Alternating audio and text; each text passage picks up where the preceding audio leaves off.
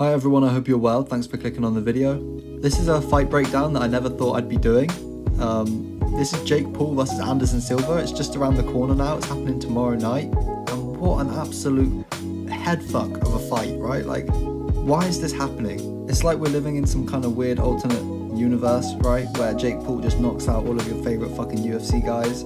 I honestly can't take another loss like that. I don't think any of us can, but thankfully actually this time Jake Paul's fighting a man in a similar weight class, right, in Anderson Silva. This guy is an absolute legend. He holds some of the most iconic knockouts inside of the UFC cage of all time. Like, this front kick against Vitor Belfort at the time was just absolutely mind-blowing. We've never seen anything like that before, you know what I mean?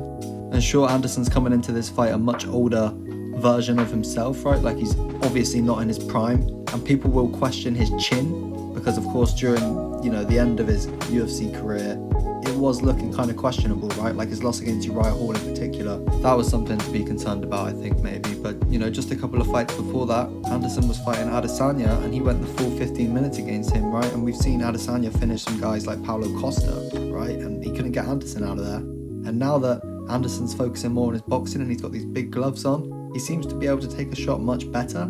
And you can see in his last fights, right, against like the likes of Julio Chavez, that, you know, his slickness is always going to be there. He's not as fast, but he still has that incredible technique, right? Like, he's just so slick, and his counter ability is still so just dangerous, right? It makes me worried for a guy like Jake Paul because, you know, as quality of a boxer as he is, right, he doesn't get the credit he deserves. There is still leaps and bounds, right, between his striking caliber and that of Anderson Silva's. And I think us MMA fans know that, and that's why this is a fight that excites us so much, because we really think this is one that Jake Paul could end up flat on his face. But with that being said, I don't think Jake Paul gets the credit he deserves, you know what I mean? He's got all of this YouTube money supposedly, right? Like, he doesn't have to work a fucking full-time job. He's dedicated his whole life to training with the best boxing trainers in the world, all day, every day. You know, the guy is going to be a quality boxer. I don't care how long he's been doing it. He's been doing it probably going on like 5 years now, right? I don't know if those numbers are exactly right, but the point stands, you know what I mean? Like, if he's dedicated his life to training with the best trainers in the world, sparring with the best boxers in the world, you know, he's going to improve, and he's probably going to improve fast. You know, he's an athletic guy. We've already seen him starch Tyron Woodley, right? I don't care what anybody says. That victory, that's an impressive victory, man. Like I said, he's been training for like no time at all. That's like who we consider to be one of the greatest welterweight champions of all time, right?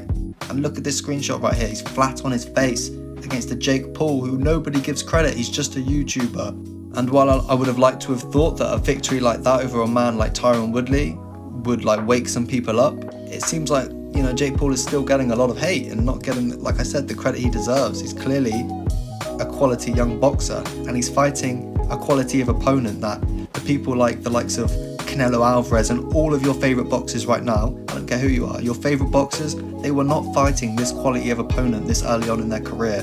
Go back and look at their records, I promise you, I absolutely promise you. So again, more props to Jake Paul, you know what I mean? I know the guys he's fought aren't, in quotations, boxers, but these are fucking elite level combat athletes. Tyron Woodley, are you kidding me? Beating him twice, knocking him out in the rematch. Ben Askren, terrible striker, but he's an Olympian, you know what I mean? He's not fighting bums. Look at any of your favourite boxers' record, man, I promise you. The people they're fighting this early on in their career, their records are like fucking 2-40, and I'm not even exaggerating.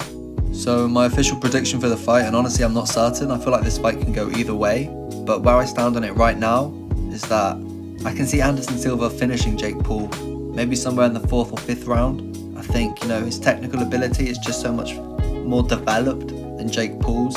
I think maybe he can set Jake Paul up with some type of counter strike. You know, you look back, I know it's been a couple of years and Jake Paul's been training hard, so he's definitely progressed since this fight, but you know, you look at him fight Ben Askren, Ben was able to land a couple of big shots on Jake Paul, right?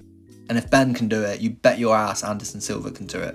But I won't lie, these rumours of Anderson Silva being knocked out do worry me, because Jake Paul is a hard hitter, and I'm sure he's improved a lot since we last saw him. It's been like a good year, right? You know, maybe a bit longer. I'm sure he's much more developed than when we last saw him, and far more dangerous. And so if Anderson Silva's going into this fight compromised, I would be worried. But like I said, right now I feel like he can get the edge on Jake Paul.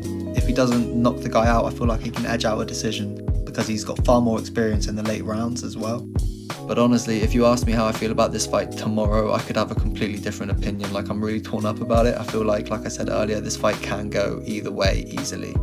So that brings us to the end of the video, guys. If you enjoyed, please leave a like and subscribe to my channel for more fight breakdowns as well as other content. Also, if you have any thoughts and opinions on the fight, please leave a comment down below and I'd love to get back to you when I have the time. Thanks, guys.